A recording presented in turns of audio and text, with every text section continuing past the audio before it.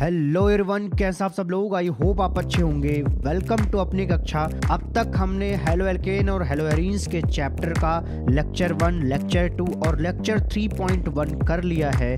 Last lecture 3.1 में हमने isomerism के अंदर आने वाले स्ट्रक्चरल आइसोमेरिज्म को कर लिया था और स्टीरियो आइसोमेरिज्म का एक पार्ट जो कि ज्योमेट्रिकल आइसोमेरिज्म है वो कर लिया था। और आज इस लेक्चर 3.2 में मैं आपको स्टीरियो आइसोमेरिज्म के अंदर आने वाले ऑप्टिकल आइसोमेरिज्म को समझाऊंगा। ऑप्टिकल आइसोमेरिज्म को समझने के लिए हमें एक एक्सपेरिमेंट समझना पड़ता है जिसका नाम है पोलरीमीटर एक्सपेरिमेंट। अगर हम पोलरीमीटर एक्सपेरिमेंट समझेंगे तब जाकर के हम इस आइसोमेरिज्म के कॉन्सेप्ट को समझ पाएंगे। तो चलिए देखते हैं कि आखिरकार ये पोलरीमीटर एक्सपेरिमेंट है क्या। पोलरीमीटर हमारा कुछ ऐसा दिखता है। यहाँ पर सोर्स ऑफ लाइट होता है और यहाँ से हम ऑब्जर्व करते हैं। अब हम इसके अंदर की बात करेंगे कि आखिरकार इसमें क्या लगा हुआ है जिससे हम एक्सपेरिमेंट करने वाले हैं। तो चलिए देखते हैं। पोलरीमीटर का जो ऑपरेटस है उसको हम 4 पार्ट में डिवाइड कर लेते हैं। जो हम सोर्स ऑफ लाइट लेते हैं उसकी जगह मान लीजिए हमने सोडियम लैंप ले लिया। सोर्स ऑफ लाइट के बाद हम पोलराइजर लगाते हैं और उस पोलराइजर के बाद हम सैंपल सेल लगाते हैं और इसके बाद हम एनालाइजर लगाते हैं। यहाँ हम एनालाइजर के बाहर से इसको देख रहे होते हैं, इसको एनालाइज कर रहे होते हैं, तो हम क्या बोलेंगे, इसको डिटेक्टर बोलेंगे। खुद को आप क्या बोल सकते हो, डिटेक्टर बोल सकते हो। मतलब जो भी यहाँ पे एक्सपेरिमेंट कर रहा है वो डिटेक्टर का काम कर रहा है। किसी भी लाइट में जो वाइब्रेशंस होते हैं वो 360 डिग्री में होते हैं, मतलब हर तरफ इनके वाइब्रेशंस ऐसे रहते हैं। मान लीजिए हमने सोडियम लैंप को ऑन किया तो हमारी लाइट किससे पास होगी, इस पोलराइजर से पास होगी। तो ये पोलराइजर क्या करता है, उसमें से सारे वाइब्रेशंस को हटा करके सिर्फ उसके एक वाइब्रेशन को खुद से पास होने देता है। अब बात करते हैं कि आखिरकार ये पोलराइजर ये कर कैसे पाता है। होता क्या है, यहाँ पर एक निकोल प्रिज्म हम लेते हैं। उस निकोल प्रिज्म पर हम बहुत ही पतले पतले कट मारते हैं, अल्ट्रा फाइन कट है। एक्चुअली ये एंगस्ट्रॉम ऑर्डर के आसपास का होता है। तो ऐसा समझिए कि बहुत पतले पतले इस पे कट लगे होते हैं। जब लाइट पोलराइजर से पास होने आएगा तो अल्ट्रा फाइन कट के पैरेलल आने वाले वाइब्रेशन ही इससे निकल के बाहर आएंगे। बाकी वाइब्रेशंस जो हैं यहीं पे रुक जाएंगे, मतलब पोलराइजर से पहले ही रुक जाएंगे। तो इस पोलराइजर के जस्ट बाहर जो हमें वाइब्रेशंस देखने को मिलते हैं उनमें सारे वाइब्रेशंस सिर्फ एक प्लेन में होते हैं। जैसा कि पहले हमने यहाँ पे देखा था कि हर तरफ होते हैं, वो अब नहीं मिलता। सिर्फ हमें एक प्लेन के वाइब्रेशंस यहाँ देखने को मिलते हैं और इसी एक प्लेन के वाइब्रेशन को हम प्लेन पोलराइज्ड लाइट बोलते हैं। क्या बोलते हैं, प्लेन पोलराइज्ड लाइट। देखिए नाम से समझ में आ रहा है कि ये सारे वाइब्रेशंस एक ही प्लेन में हैं। पोलराइज्ड शब्द इसलिए लगाया क्योंकि इसको हमने पोलराइजर से पास किया और सारे डायरेक्शंस को हटा करके सिर्फ एक ही डायरेक्शन में पोलराइज किया। इस वजह से जो यहाँ पर लाइट निकलती है उसको हम प्लेन पोलराइज्ड लाइट बोलते हैं। पोलराइजर के बाद हमने यहाँ पर सैंपल सेल लगा रखा है। तो समझते हैं कि पहले सैंपल बनाते कैसे हैं। मान लीजिए हमने एक बीकर लिया, उसमें हमने ग्लूकोज डाल दिया। ठीक है, हमने एक मटेरियल ले लिया ग्लूकोज। ये ग्लूकोज क्या है, एक ऑर्गेनिक मटेरियल है। अरे भाई C6H12O6, ये तो सुना होगा फॉर्मूला ग्लूकोज का। ठीक है, तो ये क्या है, एक ऑर्गेनिक कंपाउंड है। तो हमने क्या किया, एक बीकर में ऑर्गेनिक कंपाउंड ग्लूकोज ले लिया, उसमें हमने पानी डाल दिया और उसको क्या किया, डिजोल्व किया। हमने घर में देख रखा होता हमारा ग्लूकोज क्या होता है, डिजोल्व हो जाता है पानी के अंदर। तो इस तरीके से हम ग्लूकोज और वाटर का एक सोल्यूशन बना लेते हैं और उस सॉल्यूशन को इसी सैंपल सेल में ला करके भर देते हैं। सैंपल सेल एक्चुअली एक ट्यूब की तरह है। ठीक है, जिसमें ये दोनों तरफ से आप खोल सकते हो। तो एक तरफ एक्चुअली हम लॉक रखते हैं, दूसरी तरफ से हम क्या करते हैं, इसमें सैंपल इंटर करा करके बाद में इसको दोबारा लॉक कर देते हैं। ग्लूकोज के इस सैंपल सेल से हमारा प्लेन पोलराइज्ड लाइट भी पास होगा। जब प्लेन पोलराइज्ड लाइट पास होकर के मान लीजिए यहाँ पर पहुंचता है तब हम उसको एनालाइजर से डिटेक्ट करते हैं। जब हम एनालाइजर में डिटेक्ट करते हैं तो हम ये देखते हैं कि हमारा जो प्लेन पोलराइज्ड लाइट का ये प्लेन था वो थोड़ा सा रोटेट हो चुका है। यहाँ पर आपको थोड़ा सा रोटेशन दिखेगा। मान लीजिए उसका वाइब्रेशन ये था पहले, अब वो इस वाइब्रेशन को रिप्रेजेंट कर रहा है। तो इसके बीच का जो ये एंगल आएगा थीटा, इस थीटा को हम क्या बोलते हैं कि ये रोटेशन का एंगल है और इसी रोटेशन के एंगल को हम ऑप्टिकल रोटेशन बोलते हैं। तो यहाँ पर हम ये कहेंगे कि इस ग्लूकोज ने हमारे इस प्लेन पोलराइज्ड लाइट को रोटेट कर दिया। तो ऐसे कंपाउंड जो प्लेन पोलराइज्ड लाइट को रोटेट कर देते हैं, ऐसे कंपाउंड्स को ऑप्टिकल एक्टिव कंपाउंड्स कहते हैं। अगर रोटेशन होगा इसका मतलब थीटा की कुछ वैल्यू आएगी, वो जीरो नहीं होगी। तो ध्यान दीजिएगा, ऑप्टिकल एक्टिव कंपाउंड्स के लिए ऑप्टिकल रोटेशन की वैल्यू जो है कभी भी जीरो नहीं हो सकती। अब आपके मन में सवाल हो सकता है कि सर आपने ग्लूकोज के साथ पानी भी तो मिलाया था, तो हो सकता हो कि पानी ने इस प्लेन पोलराइज्ड लाइट को क्या किया हो, रोटेट कर दिया हो। तो जवाब है नहीं, क्योंकि पहले हमने क्या किया, इस सैंपल सेल में सिर्फ पानी रखा। पानी रख के एक्सपेरिमेंट किया तो हमने देखा इसमें कोई भी थीटा की वैल्यू नहीं आ रही है। यहाँ पे थीटा जीरो आ रहा है, मतलब हमारा प्लेन पोलराइज्ड लाइट जो है रोटेट ही नहीं होता जब हम सैंपल के अंदर सिर्फ सॉल्वेंट वाटर लेते हैं। जब उसमें हम ग्लूकोज मिलाते हैं तब जाकर के हमें थीटा की कुछ कुछ वैल्यू मिलती है। इस वजह से हम ये कहेंगे कि हमारा ग्लूकोज ही प्लेन पोलराइज्ड लाइट को रोटेट कर रहा है। और अगर हमारा ये ग्लूकोज प्लेन पोलराइज्ड लाइट को रोटेट कर रहा है तो ग्लूकोज एक ऑप्टिकल एक्टिव कंपाउंड बोला जाएगा। अब एग्जांपल के तौर पे हम दो कंपाउंड लेते हैं, ए और बी। ऐसे जनरल कंपाउंड ले रहा हूं। अब तक मैंने आपको ग्लूकोज पर समझाया, लेकिन अब मैं जनरल कंपाउंड लेके बात करूंगा। मान लीजिए हमारे पास दो कंपाउंड है ए और बी। ए का जब हमने सैंपल बनाया और उससे हमने पोलरीमीटर एक्सपेरिमेंट किया तो हमने देखा वहां पर थीटा की कोई वैल्यू नहीं आती, मतलब थीटा इज इक्वल टू 0 आ रहा है। वहां पर हमारा ऑप्टिकल रोटेशन 0 आ रहा है। तो हम ये कहेंगे कि जो हमारा कंपाउंड ए है वो एक ऑप्टिकली इनएक्टिव कंपाउंड है। लेकिन जब कंपाउंड बी से हम सैंपल बना करके उस सैंपल सेल में रखते हैं और इस पोलरीमीटर एक्सपेरिमेंट को करते हैं तो हम ये देखते हैं वहां पर हमें थीटा की कुछ वैल्यू मिल रही है। तो हम ये कहेंगे कि जो हमारा कंपाउंड बी है वो एक ऑप्टिकल एक्टिव कंपाउंड है। तो ध्यान रखिएगा, compounds which can rotate the plane polarised light is called optical active compounds. Optical active compound दो तरीके के होते हैं, एक होता है डेक्स्ट्रो रोटेटरी कंपाउंड, दूसरा होता है levo rotatory compound. Dextro rotatory compound हम उनको बोलते हैं जो हमारे प्लेन पोलराइज्ड लाइट का रोटेशन जो है राइट डायरेक्शन में करते हैं, या हम ये बोलें क्लॉकवाइज डायरेक्शन में करते हैं। क्लॉकवाइज रोटेशन को हम क्या करते हैं, पॉजिटिव लेते हैं। तो डेक्स्ट्रो रोटेटरी कंपाउंड के हम ये बोलेंगे कि इसके लिए थीटा क्या होता है, पॉजिटिव होता है। और डेक्स्ट्रो रोटेटरी कंपाउंड को शॉर्ट फॉर्म में डी से रिप्रेजेंट किया जाता है। यहां पर स्मॉल डी लिखा हुआ मिले तो आप समझिएगा कि वो एक डेक्स्ट्रो रोटेटरी कंपाउंड है। शायद आपको इतनी बात याद हुई हो कि डेक्स्ट्रो रोटेटरी कंपाउंड को हम डी से रिप्रेजेंट करेंगे। ये कंपाउंड जो है प्लेन पोलराइज्ड लाइट का रोटेशन जो है राइट डायरेक्शन में करते हैं, क्लॉकवाइज डायरेक्शन में करते हैं, और इनके लिए ऑप्टिकल रोटेशन थीटा की वैल्यू पॉजिटिव होती है।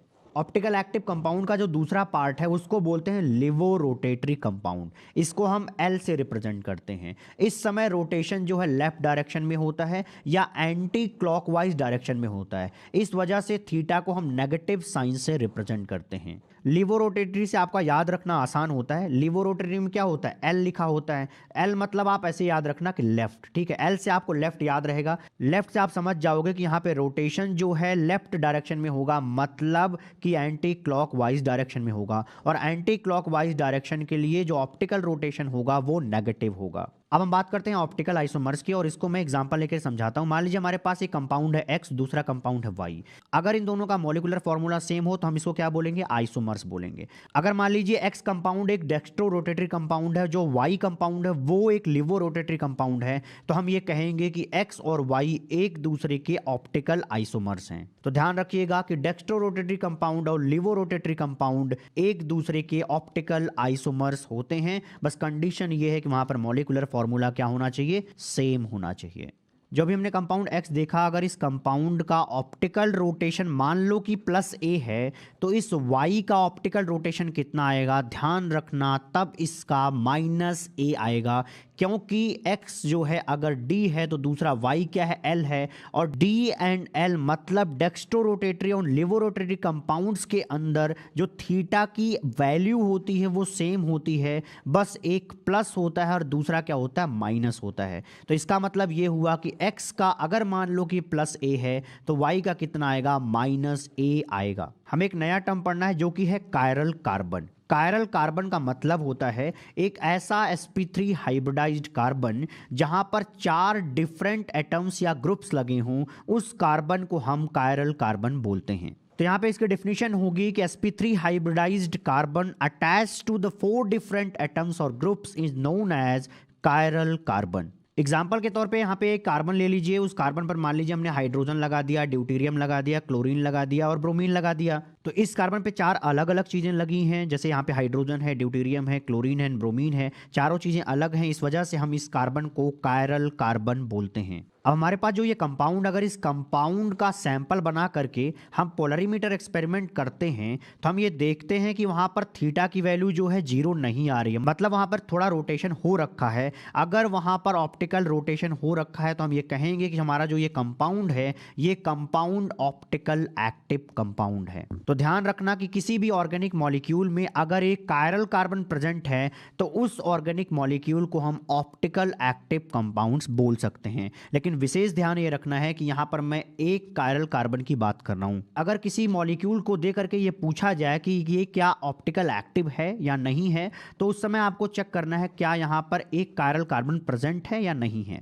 अगर वहां पर सिर्फ एक कायरल कार्बन प्रेजेंट है तो हम ये कहेंगे कि वो एक ऑप्टिकल एक्टिव कंपाउंड है। एग्जाम्पल के तौर पे ये ले लीजिए, अगर मैं पूछूं कि ये जो है ऑप्टिकल एक्टिव कंपाउंड है या नहीं है। अब आप जो है पोलरीमीटर एक्सपेरिमेंट करने जाएंगे नहीं पेपर में, तो आपको उस समय क्या करना है, बस एक चीज चेक करना है, क्या यहाँ पर कायरल कार्बन प्रेजेंट है। तो देखो भैया यहाँ कार्बन है, उस पर CH3 लगा, हाइड्रोजन लगा, C2H5 लगा है और आयोडीन लगा है, मतलब कि इस कार्बन पे 4 डिफरेंट चीजें लगी हैं। तो यहाँ पर एक कायरल कार्बन है और हमने पढ़ा हुआ कि किसी ऑर्गेनिक मॉलिक्यूल के अंदर अगर एक कायरल कार्बन प्रेजेंट है तो वो मॉलिक्यूल ही कायरल बोला जाएगा या ऑप्टिकल एक्टिव बोला जाएगा। तो शायद आपको ये पॉइंट याद हो गया होगा अब तक कि अगर किसी भी ऑर्गेनिक कंपाउंड के अंदर एक कायरल कार्बन प्रेजेंट है तो वो ऑप्टिकल एक्टिव होगा और किसी ऑप्टिकल एक्टिव कंपाउंड को कायरल कंपाउंड कहते हैं। याद रखिएगा इस पॉइंट को, ऑप्टिकल एक्टिव कंपाउंड को हम कायरल कंपाउंड कहते हैं और ऑप्टिकल इनएक्टिव कंपाउंड को हम अकायरल कंपाउंड कहते हैं। एग्जाम्पल के तौर पे ये देख लीजिए, जैसे यहाँ पर एक कार्बन है, उस पर यहाँ पर Cl लिखा हुआ, यहाँ पर हाइड्रोजन है, यहाँ पर Me करके लिखा है और यहाँ पर CH3 लिखा है। अगर आपसे पूछा जाए कि ये कंपाउंड जो है ऑप्टिकल एक्टिव है या इनएक्टिव है, तो शायद आपका ये जवाब आ सकता है कि सर ये ऑप्टिकल एक्टिव है क्योंकि यहाँ पर देखो ये कायरल कार्बन प्रेजेंट है। नहीं भैया, यहाँ पर Me क्या है, मेथाइल को ही तो रिप्रेजेंट करता है, इसका मतलब ये भी क्या है, CH3 है। तो हम बोलेंगे देखो भाई इस कार्बन पर 2 CH3 प्रेजेंट हमें मिल गए, मतलब 2 सेम लोग मिल गए, इस वजह से ये वाला कार्बन जो है कायरल कार्बन नहीं होगा। और अगर यहाँ पर कायरल कार्बन नहीं है तो ये एक ऑप्टिकल इनएक्टिव कंपाउंड बोला जाएगा। और किसी भी ऑप्टिकल इनएक्टिव कंपाउंड को हम क्या बोलते हैं, अकायरल कंपाउंड बोलते हैं। तो इस तरीके से हमारा ये कंपाउंड क्या होगा, अकायरल कंपाउंड हो जाएगा। कायरल कार्बन को हम एसिमेट्रिक कार्बन भी बोलते हैं। एसिमेट्रिक इस वजह से बोलते हैं क्योंकि वहाँ पर सिमेट्री नहीं है। सिमेट्री कहने का मतलब है कि कोई 2 लोग सेम नहीं है, इस वजह से हम उसको क्या बोलते हैं, एसिमेट्रिक कार्बन बोलते हैं और इसी एसिमेट्रिक कार्बन को कायरल कार्बन बोला जाता है। अब हम थोड़ा प्रोजेक्शन पर चर्चा करेंगे। प्रोजेक्शन शब्द का पहले मतलब समझिए। जब हम किसी sp3 हाइब्रिडाइज्ड कार्बन की बात करते हैं, इसका मतलब हम वहां पर स्ट्रक्चर क्या ले रहे हैं, टेट्राहेड्रल ले रहे हैं। टेट्राहेड्रल जो हमारा स्ट्रक्चर होता है वो 3D स्ट्रक्चर है। अब इस 3D स्ट्रक्चर को हम 2D पेपर पे कैसे लिखेंगे, उसके लिए हमें प्रोजेक्शंस की जरूरत पड़ती है, जिसमें से पहला प्रोजेक्शन होता है वेज डैश प्रोजेक्शन। वेज और डैश शब्द से पहले से ही आप परिचित होंगे। जो वेज को हम इस तरीके से रिप्रेजेंट करते हैं, जैसे यहाँ पर ऐसे बनाएंगे और इसको पूरी तरह से भर देंगे कलर से, ठीक है। तो ये जो चीज बनती है इसको हम क्या बोलते हैं, वेज बोलते हैं। और डैश का मतलब क्या है, इसको डैश डैश करके ऐसे बनाना पड़ता है, ठीक है। जो हमारा ये वेज का रिप्रेजेंटेशन है वो ये बताता है कि इससे जुड़ा हुआ एटम या ग्रुप ऑफ एटम जो है वो प्लेन ऑफ पेपर के ऊपर की तरफ है। और डैश को हम इस तरीके से रिप्रेजेंट करते हैं और ये रिप्रेजेंटेशन ये बताता है कि इससे जुड़ा हुआ कोई भी जो एटम या ग्रुप ऑफ एटम होने वाला है वो बिलो द प्लेन है। मतलब अगर किसी 2D पेपर के नीचे कोई एटम जा रहा है उसको हमें रिप्रेजेंट करना है तो उसके लिए हमें डैश लगाना पड़ता है।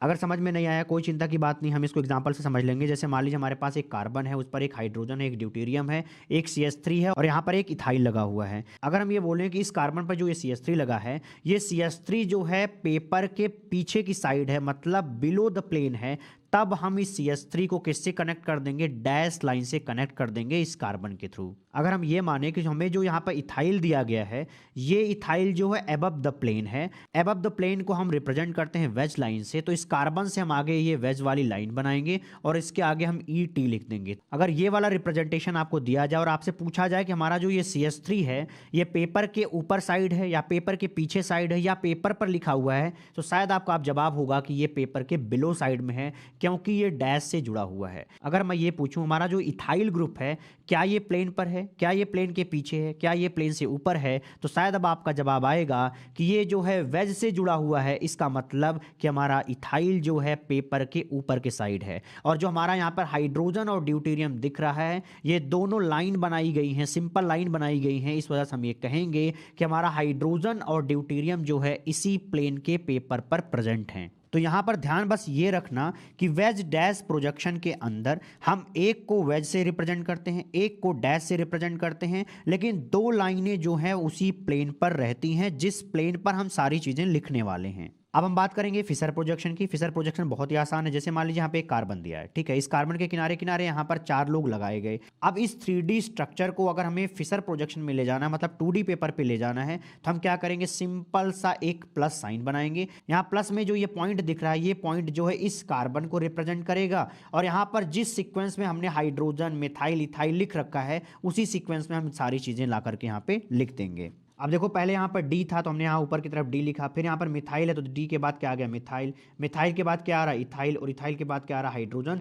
और देखो हाइड्रोजन के बाद यहाँ पे ड्यूटेरियम, तो यहाँ पे भी हाइड्रोजन के बाद ड्यूटेरियम लगा देंगे। तो इस तरीके से इस कंपाउंड का ये रिप्रेजेंटेशन मिल जाता है। अगर हमारा फिशर प्रोजेक्शन ये है, अगर उसको वेज डैश टाइप से दिखाना चाहे तो हम कैसे लिखते हैं कि देखो भाई हमारा यहाँ पे जो वर्टिकल लाइन है ना, वर्टिकल लाइन को हम बोलेंगे कि ये बिलो द प्लेन है, और जो हमारा हॉरिजॉन्टल लाइन है उसको हम बोलेंगे कि ये अबव द प्लेन है। अबव द प्लेन को बताने का तरीका ये है कि हम वेज वाली लाइन से मिथाइल को जोड़ दें और क्या करें हाइड्रोजन को जोड़ दें, और यहाँ पर डैश वाली लाइन से यहाँ पर ड्यूटेरियम को जोड़ दें, और इसी डैश वाली लाइन से हम इथाइल ग्रुप को भी जोड़ दें। तो इसका ये वाला रिप्रेजेंटेशन भी हमें समझ में आ गया है। बस याद ये रखना है कि वर्टिकल लाइन जो होती है वो बिलो द प्लेन को रिप्रेजेंट करती है, और जो हॉरिजॉन्टल लाइन होती है वो अबव द प्लेन को रिप्रेजेंट करती है। तो इस तरीके से फिशर प्रोजेक्शन के अंदर दो एटम या दो ग्रुप ऑफ एटम जो होंगे वो बिलो द प्लेन होंगे, और बचे हुए दो जो होंगे वो अबव द प्लेन होंगे। अब हमें बात करनी है मिरर इमेज हम कैसे बनाते हैं। मिरर इमेज बनाना बहुत ही आसान है। देखिए क्या होगा, यहाँ पे मान लीजिए हमें यहाँ पे फिशर प्रोजेक्शन दिया गया, यहाँ पे मिथाइल है, यहाँ पे ड्यूटेरियम, यहाँ पे हाइड्रोजन और यहाँ पे इथाइल है।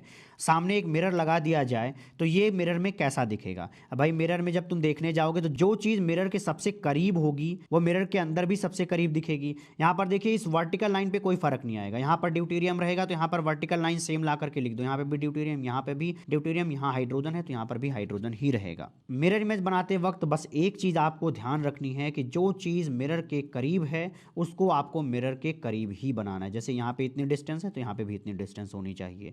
इस वाले कंपाउंड में हमें दिख रहा है कि यहाँ पे इथाइल ग्रुप लगा है, तो मिरर इमेज बनाते वक्त आपको इथाइल इतना ही दूर बनाना है। यहाँ पर ये इथाइल जितना दूर है उतना ही दूर ये वाला इथाइल होना चाहिए। ठीक, तो आपको बस क्या चेंज करना है, हॉरिजॉन्टल लाइन चेंज करनी है, वर्टिकल लाइन को सेम रखना है। तो इस तरीके से इस कंपाउंड का ये हम मिरर इमेज पा जाते हैं। सिमिलरली इस कंपाउंड का अगर हमें मिरर इमेज बनाना हो तो हम क्या करेंगे, यहाँ पर देखिए हाइड्रोजन है तो ये वाली हाइड्रोजन वाली लाइन तो यहीं रहेगी, और ये जो हमारा इथाइल है वो तो इथाइल यहीं दिख रहा है। अब जो चीज़ इस मिरर के सबसे करीब है वो मिरर के करीब होनी चाहिए। अब मिरर के करीब बनाने के लिए हमें क्या करना पड़ेगा, इस साइड CH3 लगाना पड़ेगा। अब देखो ये वाला जो ड्यूटेरियम है ये इतना दूर है तो ये वाला ड्यूटेरियम भी यहाँ से दूर होना चाहिए। तो इस तरीके से हमने इस कंपाउंड से ये वाला मिरर इमेज बना लिया। अब मान लीजिए हम ए ले लेते हैं एज एग्जांपल। ठीक है, ए का अगर हम मिरर बनाएंगे तो वो कैसा बनेगा, ए की तरह ही बनेगा। ठीक, और अगर हम ए को उठा करके इस ए के ऊपर लेके जाएं तो इसके जस्ट ऊपर आएगा, मतलब कॉन्साइड कर जाएगा। तो हम ये बोलेंगे जो हमारा ये ए है ये अपने मिरर इमेज पर सुपर इम्पोजेबल है, मतलब पूरी तरह से कॉन्साइड कर जा रहा है जब हम उसको उसी तरीके से उठा करके उसके ऊपर रखते हैं। तो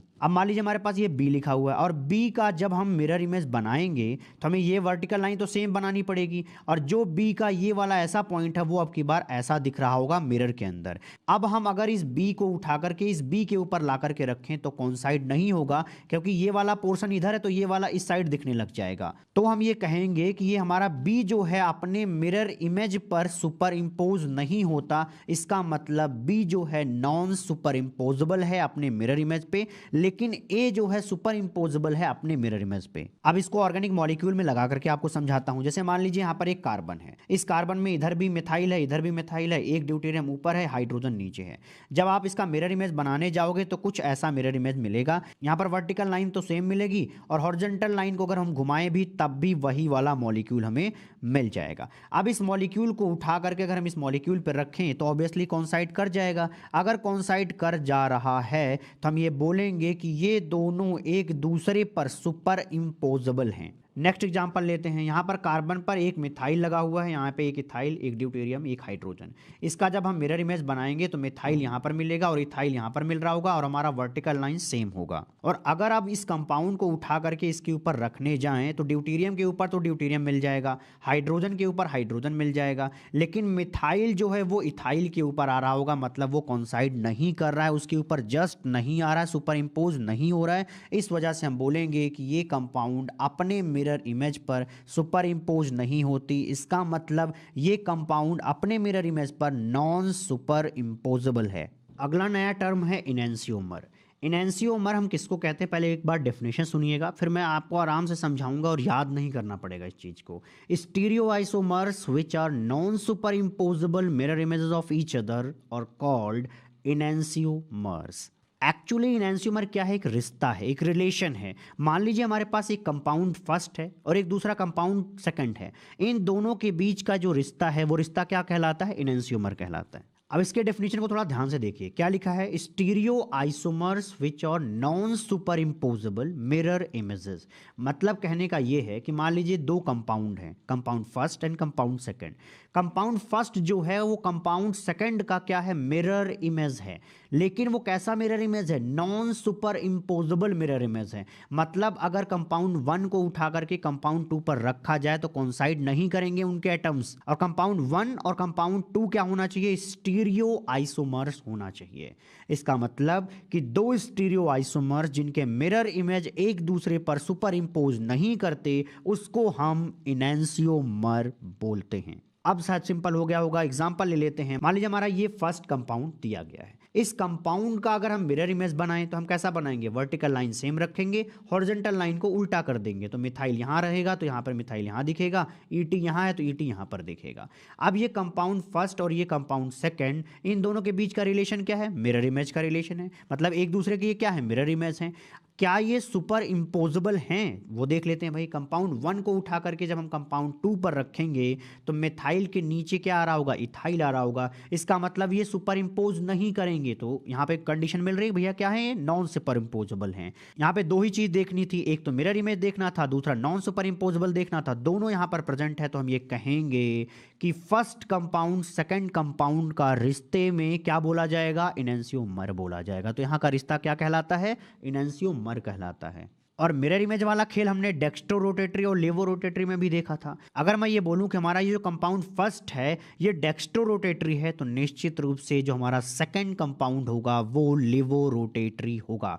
ध्यान देना मैं क्या बोल रहा हूं, एक दूसरे का मिरर इमेज बनने की कंडीशन में अगर एक डी होता है तो दूसरा एल, और अगर एक एल होता है तो दूसरा क्या होता है, डी होता है। तो यहां से क्या निकल रहा है कि इनैंसियोमर्स के लिए ऑप्टिकल रोटेशन की वैल्यू अगर एक के लिए पॉजिटिव होगी तो दूसरे के लिए निश्चित रूप से नेगेटिव होगी। डेक्स्ट्रो रोटेटरी का क्या थीटा आ रहा है, पॉजिटिव आ रहा है, तो लिवो रोटेटरी का थीटा क्या आएगा, नेगेटिव आएगा। अब अगला हमारा नया टर्म है रेसमिक मिक्सचर, बहुत ही आसान। इसका डेफिनेशन देखो क्या है, equimolar mixture of enantiomer is known as racemic mixture. मतलब ये कि कंपाउंड वन और कंपाउंड टू को अगर एक बीकर में 50-50% ले लिया जाए तो जो मिक्सचर तैयार होता है उसको हम रेसमिक मिक्सचर बोलते हैं। यहाँ पर इक्विमोलर शब्द का मतलब समझ में आया होगा कि इक्वल मोल की बात की जा रही है। मतलब कि कंपाउंड वन और कंपाउंड टू के इक्वल मोल हमें लेने हैं मिक्सचर बनाने के लिए। तो इस तरीके से हम ये कह सकते हैं कि एक बीकर में अगर इस कंपाउंड वन और टू का मिक्सचर प्रेजेंट है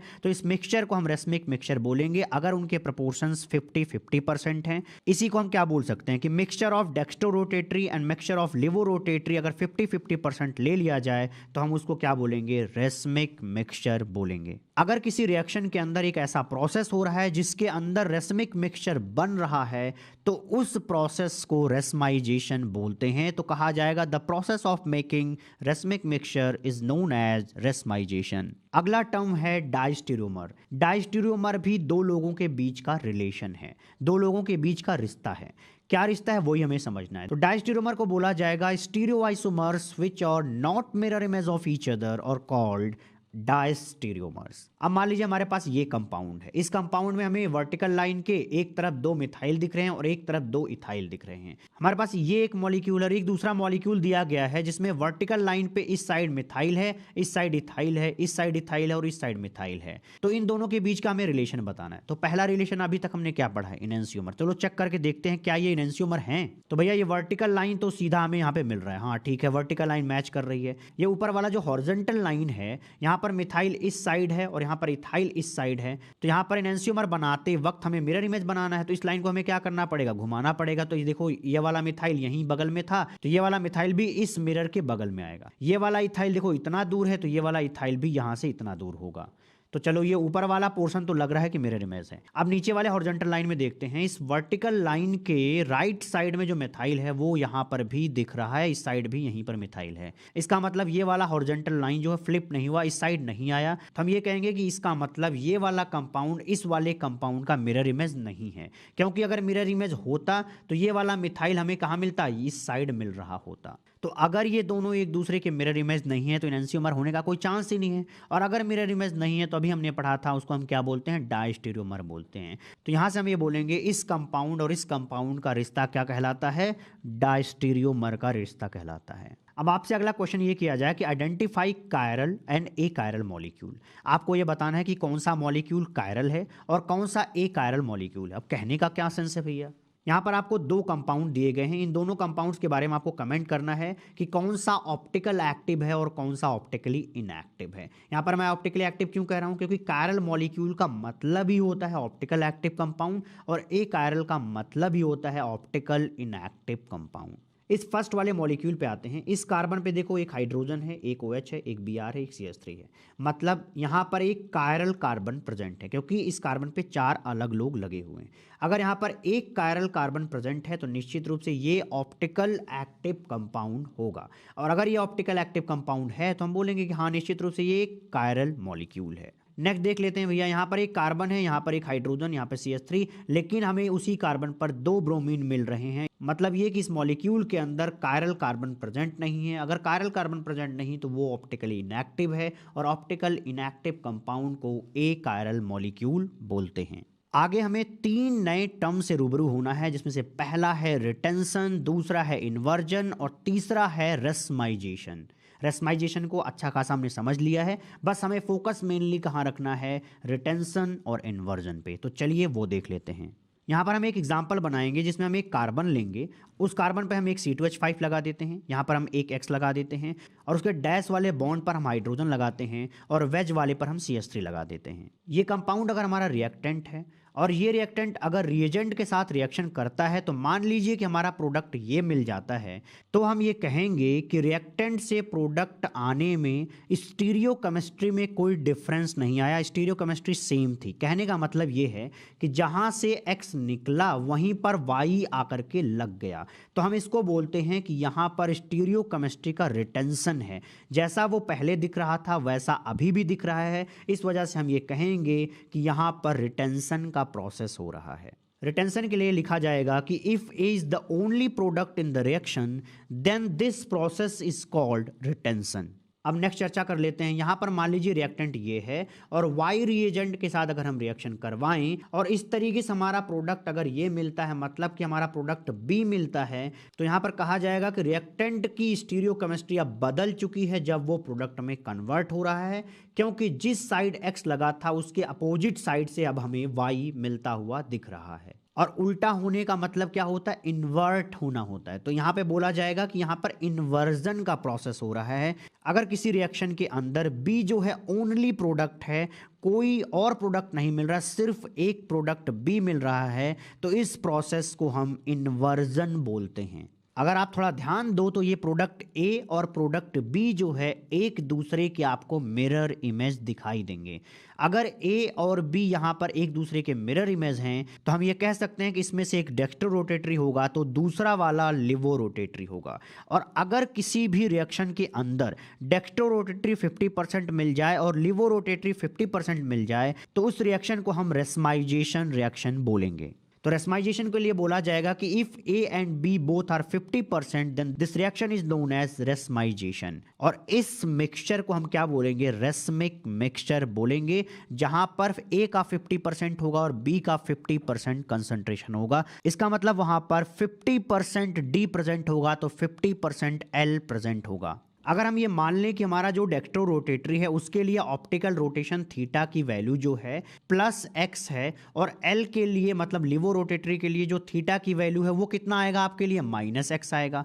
अगर दोनों के 50-50% हैं तो निश्चित रूप से हमारा जो रेस्मिक मिक्सचर होगा वहां पर थीटा की वैल्यू 0 आएगी, क्योंकि +x और -x मिलके कैंसल आउट हो जाएंगे। इसका मतलब उनके ऑप्टिकल रोटेशन खत्म हो जाएंगे, एक दूसरे को कैंसल आउट कर देंगे, क्योंकि वहां पे उनकी कंसंट्रेशन 50-50% है। तो इस तरीके से वहां पर ऑप्टिकल रोटेशन थीटा की वैल्यू 0 आती है। किसके लिए, रेस्मिक मिक्सचर के लिए। आपसे पूछे कोई क्यों, तो आप जवाब देना वहां पर, क्योंकि अगर डेक्स्ट्रो रोटेटरी मान लो थीटा प्लस दे रहा था तो वहां पर लिवो रोटेटरी क्या दे रहा था, माइनस दे रहा था, मतलब दूसरे डायरेक्शन में घुमा रहा था। इसी को दूसरे लैंग्वेज में बोल सकते हो कि अगर डेक्स्ट्रो रोटेटरी मान लो उसको राइट डायरेक्शन में मूव करा रहा था तो उतना ही थीटा लिवो रोटेटरी उसको क्या करेगा, लेफ्ट डायरेक्शन में मूव करा देगा। तो फाइनली जो रिजल्टेंट मिलेगा मिक्सचर का वो 0 होगा। तो आज की वीडियो में सिर्फ इतना ही, मिलते हैं हम आपको अगले वीडियो में, तब तक के लिए खुश रहिए, प्रसन्न रहिए।